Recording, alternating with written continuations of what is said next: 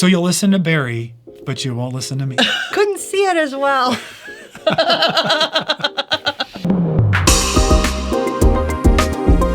Hello and a warm welcome to you all.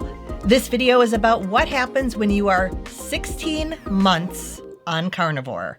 I'm JJ, I'm a life coach and I eat mostly meat. I'm Eric, I'm a novelist, and I eat mostly meat, and I have not been doing it for 16 months. You're on 10 months. Oh, yep. Okay. Yeah. The question is, why did I start carnivore? I was getting really puffy. I actually gained, in 2021, within like a 5-week period, I had gained 10 pounds. Now, for me, this was a lot. Neither one of us was ever seriously fitting into that obese category. We were definitely overweight, Yes. though, and experiencing a lot of puffiness and inflammation and just starting to look our age. Looking maybe even older than our age. Maybe even. When I gained 10 pounds in just a short time, that's always a signal to me that something in my system is out of whack. So it wasn't just ice cream every day, all day? No, it was not that at all. I switched doctors and actually It was the doctor's fault. It was, well, no, it wasn't the doctor's fault, but my current doctor at that time was unwilling to investigate. I was like, I know my system is out of whack. My hormones are out of whack. I was 2 years postmenopausal at that point, and they didn't see it as being unusual, I think. Yeah, they probably were like, well, you're this many years old, and that's what happens to every single one of my patients. Right. Especially, for a woman postmenopausal. Hello. So I went to a new doctor and he started me off with eating a time-restricted eating, intermittent fasting. So yeah, he started me out there. And so we do have a few before pictures of me, a couple of them. Yep. Did you subscribe yet? So here's the one from Disney Cruise during Halloween. So this is obviously around October, and you can see my leg is looking pretty beefy there, and I was always someone who had a smaller waist, and that waist is not real small in that picture. And that is one of the things I noticed right away, was that my waist was getting thick. And now we know that's not only the subcutaneous fat, but visceral fat. Yeah. Ugh, which is not healthy. Not healthy at all. This is me about a month later at Thanksgiving, whatever that November holiday is. It's a very delicious holiday. This isn't because I was on a cruise or it was Thanksgiving. This was my natural sort of puffy state. And in this one, you can really see the puffiness in my face. And that's what I was really noticing in photos at the time, was that my face was getting puffier and my eyes, I kind of have smiling eyes anyway. They squint when I smile, but I was getting less and less eye. You couldn't see it as well. Now, one thing that's not obvious on these photos, but is obvious to me in person, is that now her hair is not as gray. Now, you started carnivore 10 months ago. Yeah. Now, you said you can't tell my hair change if you're watching on the camera, but you could tell that stuff was happening with me.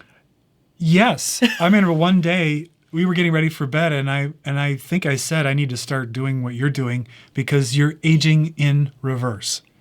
And I could see it. And I wanted it. Yeah. So let's take a few pictures of you before. So here I am at our daughter's graduation party this is way back in 22, August. August 22, yeah. Yeah. At this point, I am about 200 pounds. And I am 6 foot and just a little bit more with my shoes off. And I want to say you have a slender frame. Yeah, I'm not a big boned person. No, you have a slender frame, although since doing carnivore, your arms. Yeah, you can't tell with the sweater. No, but they have gotten bigger than ever before in a good way. Yeah. Then you were just kind of beefy. Yeah, I was dad bod. Yes. And then this one was taken in May of 23, and I was 6 pounds lighter, so I was 194, maybe it was 194-ish. This would have been right around the time you started carnivore. Okay. Because it was May. I don't remember the exact So what happens is I start something that's keto and 5 pounds are gone immediately. Like I just said the word keto and I lose 5 pounds. It's gone. Because you just lose all this water weight just so fast. He just loses all the water weight so fast. Well, yeah. Yeah. I was going to say it's mindset. No, I don't think it's mindset. And knowing how to read the scale properly. It's a digital scale. Now we're going to show some after pictures. Yeah, let me set my stage for a second because Okay. I didn't talk about my weight in those before pictures. Okay. So in my before pictures, I was clocking in at about 157, 158. Mm-hmm. It took me, I believe, 7 months to start losing weight. And you're 5'3". And oh yes, and I'm almost 5'4". You're nowhere near 5'4". You just measured me. I was close to You 5'4". were well short. I'm 5'3" and 3/4. So I weighed 157, which again is in the overweight category, and was the heaviest I've been without being pregnant. And so about 7 months, 8 months into starting the proper human diet, I started to lose weight. And unlike some of us who can lose 5 pounds like that, just by saying the word keto, my weight loss was very slow and steady. So my average was about 0.5 pound a week. Yet again, I was seeing benefits otherwise with energy right away. Again, allergies kept getting better and better, started with fasting and as I ate carnivore. And the big thing is, even though the weight loss was slow, I had the puffiness was going away. That went away very quickly. And body recomposition was happening. So the weight loss was slow, not because you weren't losing fat. Correct. You were putting on muscle at the same time. Correct. So the scale was the same as this recomp was happening. Exactly. I don't know what this means. One of these is muscle and one of these is fat. That was happening. There we go. So yeah, let's go ahead and show the after picture we just took moments ago. This is me now. You can see it in my face that the puffiness is gone. I now weigh 135. So I've lost 23 pounds in total. And the body recomposition continues. I always used to say that my proportions would be good if I were only a little bit taller. Because I was never severely overweight. So if I just had a couple more inches on me, I'd be just right. And the thing I've noticed since losing this weight, and again, I think I have about 10 pounds that I still could lose, is my proportions are completely different than they've ever been in my life. Even when I was a teenager, I tended to be a little more bottom heavy, J-Lo type, Beyonce type thing. And I still have a bottom, but my proportions are just totally, totally different than they were ever. One of those things I can't comment on. No, you can't. I have to just sit here and passively listen to that. Yeah, the husband has to just be supportive. But I think you look great. Well, thank. Have you liked this video yet? Thank you. Here we go. I put on the same shirt as from the May apple tree planting video. The reason I was wearing it during the tree planting one is because this is a throwaway junk shirt.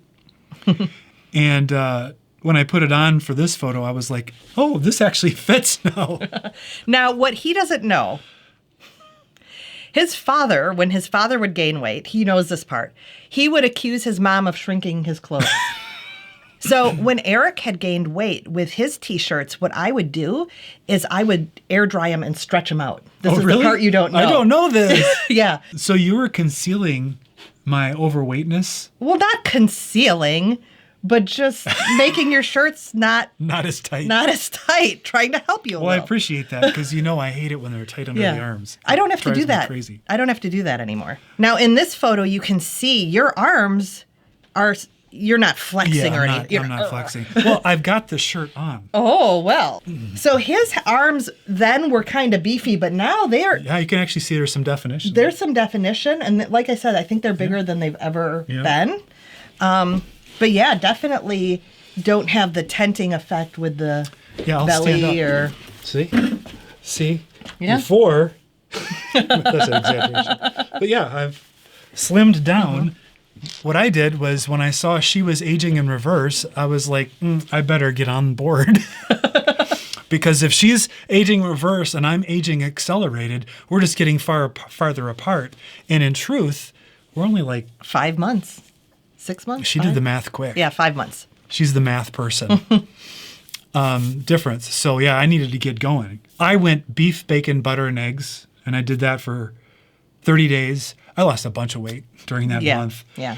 And then I sort of leveled off at around 185 for a long time because I was adding back in. It was a little more cheat days and stuff. Plus we had holidays in there, but also the artificial sweetener was really back. And I was having Quest bars. And I think we talked about that the last time. Just stuff that's not really food really hampers the progress. Now, during that period of time, I was working out and I was eating lots of beef and stuff, and I was doing well, but I wasn't making the same progress. And as soon as I cut out all that junk that wasn't food, the progress just increased. And so I'm down to 180 right now. Sometimes I'm 179. I thought I had locked in 179, but I think what happened is my last workout, I was doing deadlifts and stuff. Now, the pants you wore for your after picture are doing you no favor. They're too loose. All your jeans are really baggy. Yeah. It's a problem. It was puffiness, it was inflammation, and obviously losing weight is great. If you look better, you feel better about yourself. But the other benefits that I derive from this, especially stopping all acid reflux. Every single night in bed, I would wake up in the middle of the night going, ah. I didn't make that sound exactly because I was trying not to wake her up. But it's the sound that I wanted to make in my head. It was sort of like Snoopy. It is Snoopy. Ah! And I would eat a couple of Tums, and then I had to sit up in bed. And of course, I'm sitting up, I'm awake, I'm uncomfortable. Now I'm reading, and I'm not sleeping. So that with Carnivore almost immediately stops. Which is incredible because you have tried everything. Yeah. For like decades. And when I cheat with vegetables too close to bed, I'll have a little acid reflux. Isn't that crazy? Yeah. And IBS, I've talked about this many times, but I'm going to mention it. It manifested as gut pain, and that has. I had injured this wrist.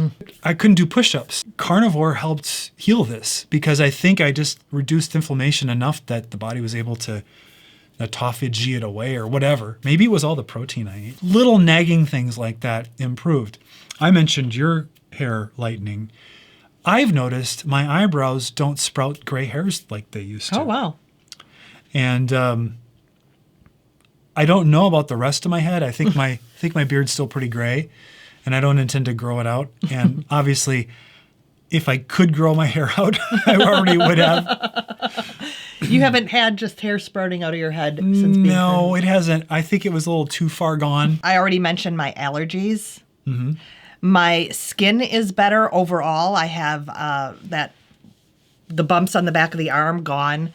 Cellulite almost completely Percentage-wise? gone. Probably 95% better. It's really good.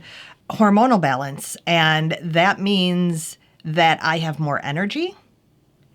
I don't take naps anymore. Like I usually at least once or twice a week would need to lie down and take a nap, and so I don't have that issue now. I can exercise again. I had exercise intolerance, and now I can do some light exercise and heavier activity, like when we're on the property. I can put in a full day's work with no issue at all. I can actually also, my focus is better, and my mental state, my mood is better. So that is all just a huge, huge win for me, because I've spent, since my 30s, I've really had issues with all of those things. And so it's been, again, a couple decades, and I think I feel as good, or if not better, than I did when I was in my 20s. Well, yeah. Yeah. That's amazing. Yeah. Sometimes exercise gave me panic attack sensations. It's like the heart rate is up, and therefore the heart rate keeps going up because it feels like you're scared of something and you don't know what it is. My fitness and mental health is just on a completely different level. Yeah, it is. And the thing about fitness is you do have to do exercise to gain fitness. But when exercise feels successful and you can really see improvement, it's not as hard to want to do it because you feel like, well, there's a reason for it. Before Carnivore, I was never eating enough protein to heal from the workouts, to really build the strength. If I was really buckling down and being consistent with my workouts, I would slowly basically overtrain because I wasn't fueling myself correctly for recovery. Yep. It's so obvious in retrospect. I don't know what I was thinking that 2 chicken breasts, every other day was enough protein. Well, and this really started the journey too, is you came home before I started Carnivore talking about how we all needed to eat more protein. Yeah. And I don't remember who you heard that from, but I sort of dismissed it at first. And it was either a Tim Ferriss or a Dr. Attia podcast. And he was a researcher, and he specifically had discovered that you needed to have a high enough dose of protein to trigger mTOR into the growth phase. And you needed enough daily protein to slow down the natural sarcopenia of aging. So sarcopenia is muscle loss, and that's what causes frailty as people get older. And a lot of older people actually lose appetite. And of course, with a SAD diet, you're actually trading carbs for protein. And so you're not getting enough protein and too many carbs. So you're gaining more fat while you're losing your muscle. And so it's a bad downward spiral. My protein intake has never been good. I didn't know it at the time. So again, I kind of rolled my eyes and dismissed it. Because I was like, how am I going to, I'm not going to eat protein shakes. I don't know. And then Dr. Berry came across my feed and I started listening to him and was like, oh my gosh. So you'll listen to Barry, but you won't listen to me. And my secondhand explanation from the podcast. Right. Well, it took a while, but I give you all the credit now. Oh, well, that's nice. Well, and for a long part of our lives, the protein was suspect. Yeah. Well, one, do you remember reading about what you were supposed to eat, and the serving of protein should be the size of the palm of your hand, and Americans get too much protein as it is? That's a lot of air quotes. As a writer, I object to what I'm doing here. I object. Like that episode of Friends where Joey uses this wrong. Oh my gosh. Dr. Berry comes up on my feed, and then I see someone in my life getting more and more frail. And it was this, I was going to say perfect storm, but that's bad. It was just. Well, it's a perfect storm for change. Yeah. Perfect storm for change. So there are a lot of people in our lives who are not eating enough protein and not doing carnivore. And when they learned that we were starting to eat this way, they kind of thought it was crazy. So we talk about our experience of coming out as carnivore in this video.